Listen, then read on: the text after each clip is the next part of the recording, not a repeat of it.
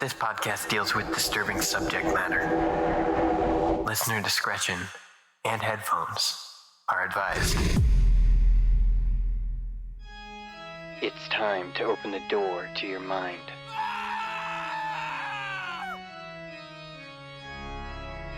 Sit back and listen to true horror.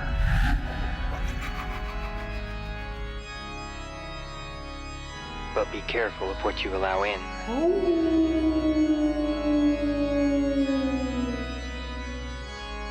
Because it's time to go through the fog.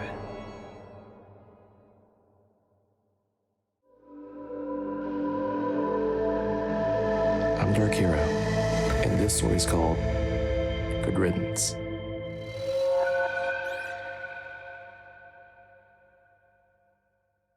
I'd been at home alone with my baby boy. He'll be difficult raising him by myself, but I appreciate the one-on-one time. Sure, I miss my boyfriend, but we fought so much during the pregnancy. We were only dating for a month when I found out I was pregnant. He didn't take the news well. He told me to get rid of it. It. He called our baby it, as if it were some junk. But I stood my ground. I looked him straight in the eye and I told him that we were having this child.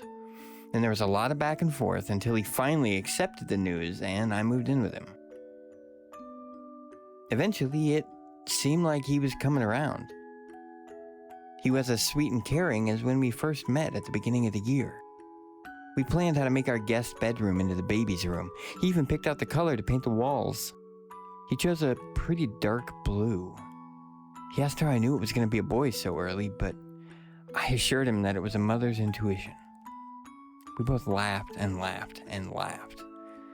A couple of days later, he suggested we go to the doctor. I refused. I told him that I was completely healthy. Me and the baby were healthy. But he kept on insisting that we needed to go get ultrasounds and prepare for the delivery. I know my body. I don't need a doctor telling me what to do with it. He asked me if I was actually pregnant. I couldn't believe what I was hearing. I told him to get out, and he called me crazy. He said that something was wrong with me. I couldn't hear anymore, so I locked myself in the baby's room. Late that night, I could hear him whispering to me outside the door. "Not your baby. It's mine. You're not the mother." His words were echoing in my head so loud that I couldn't hear anything. He wanted to take my baby away from me.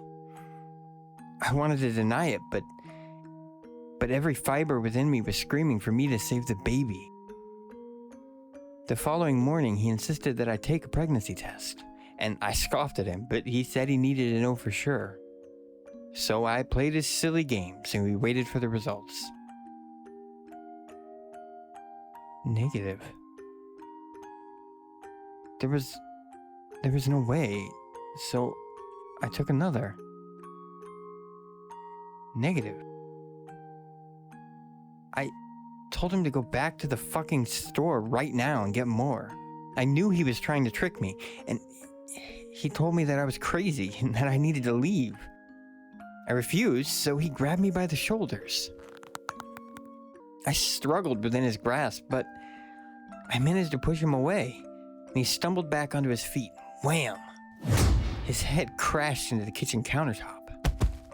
He looked up at me, groggy. He slurred, shouting at me to stop as I grabbed a blade from the knife block and brought it down on him. I stabbed him repeatedly in the neck. The gurgled noise that came out of him drowned out the voices screaming in my skull. After a few more minutes, everything had gone silent.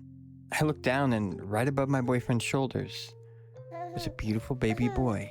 He looked exactly like his daddy. Same eyes, hair, ears, mouth, and nose. I picked up my little bundle and happily brought him to his little room. I twirled and danced, singing to him a lovely lullaby. I looked around the room and realized that it would look much better in red. I think I left the paint in the kitchen.